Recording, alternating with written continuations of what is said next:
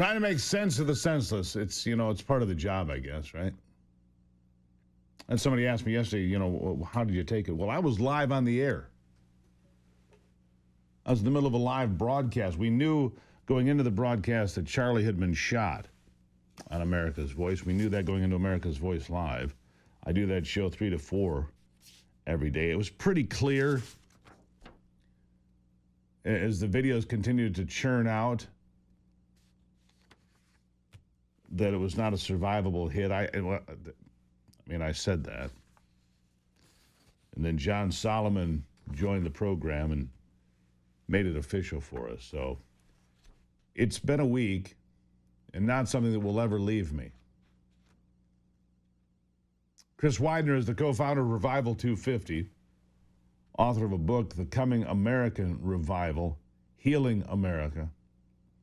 Chris, greatly appreciate you being here. Thank you. Thanks, Steve, for having me on. I appreciate it. Yeah, it's been a strange week. And I don't know where to start. Look, Charlie Kirk was murdered because he was an American who believed in the freedom of speech. He was murdered because he was a Christian who believed in guidelines, but he was never hateful. Here's the problem. They take little clips out of context. He took everybody that came to the microphone, gay, straight, black, white, doesn't matter.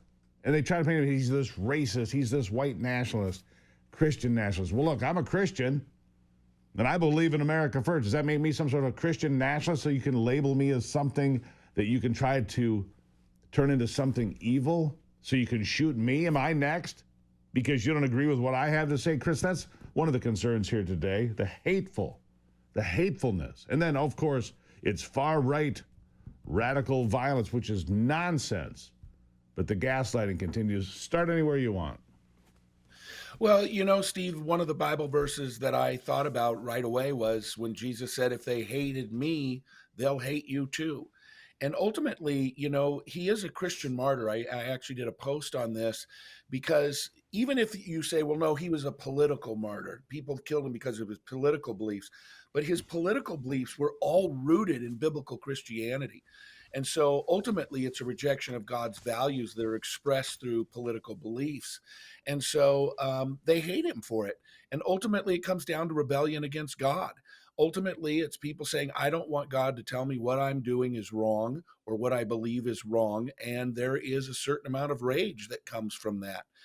Because ultimately, isn't that really what the temptation in the Garden of Eden was don't do this. He told you not to do this because then you'll be like him.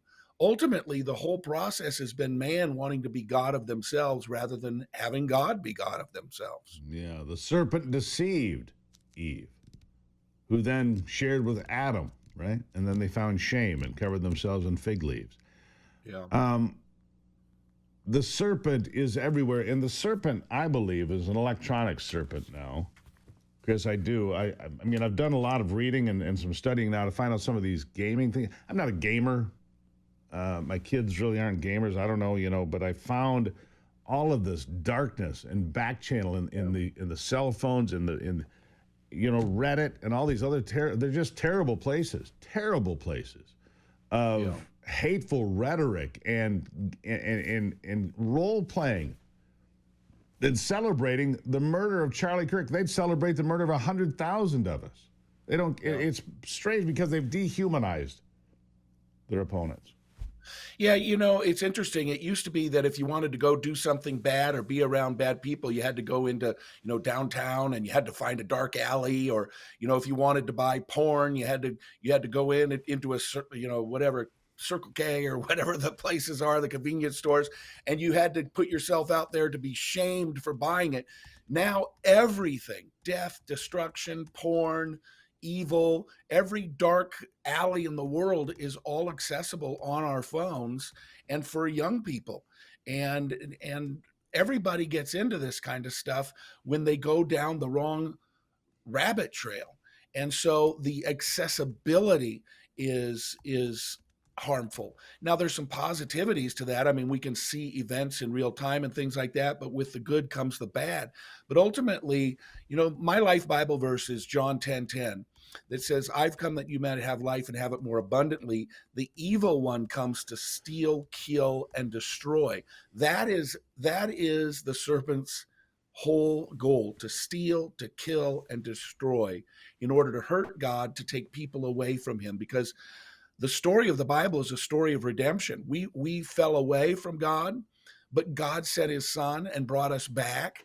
And so now there's this rage. And anyone who's a voice, like Charlie Kirk or yourself, myself, anybody who's a voice for Christianity is an enemy.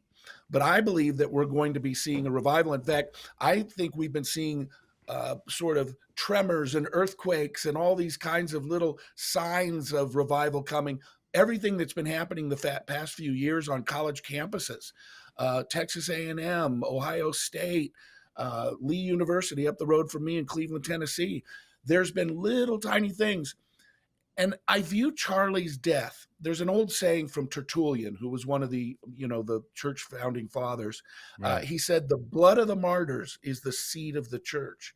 And I don't think anybody saw this coming from the other side. And in fact, Erica Kirk said that. She said, you didn't see this coming. You are not prepared for what's coming.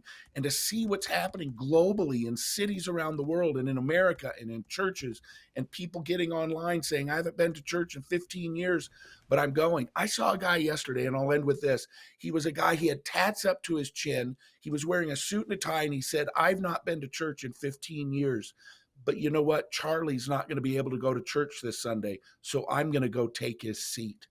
And then he did a follow-up video and telling how good church was and everything. There's something really special happening that's coming out of this evil thing, because God makes special things out of evil things. I'm going to say one thing about that, Chris. I'm going to say one thing. If you sat in a church Sunday, if you sat in a church yesterday, and they didn't mention Charlie Kirk, or they mentioned him in a poor light, you're in the wrong church. I'll just say that straight up. If you were in a church that didn't mention Charlie Kirk, or they said something detrimental about him or tore him down in some way, you're in the wrong church. Go find a real church. I would just say that. Chris, last word to you. One of the greatest pieces of advice I ever got was be a voice, not an echo. And, in many ways, there will be lots of people who are taking this from Charlie, and they're going to want to pass it along. Be a voice, be prayerful, get in touch with God, get around other great people, and make a difference in the world. Be a voice, not an echo. Chris Widener, co-founder of Revival 250. Thank you for being here. Thank you. Really appreciate it. I'm going to take that quote with me. The blood of the martyrs is the seed of the church. He is a Christian martyr. He's a political martyr, too. I think he's both. I think he's an American martyr. Killed because he was willing to stand up and speak truth about any topic. You didn't have to agree with him. I didn't agree with him on everything. But I respected his opinion. All right? I respected his opinion. How dare they gun him down and then try to justify it? Or worse, dance on his grave.